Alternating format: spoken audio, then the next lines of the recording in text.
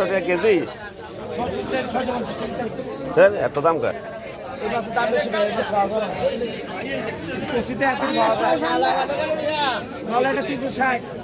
কয় কেজি এটা?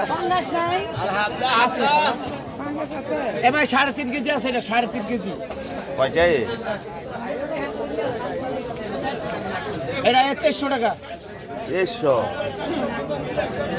100 খাইলে খাওয়ার মতো লাগবে। রুই মাছ কত করে? 400 টাকা। 500। ভাবদা একদম 350।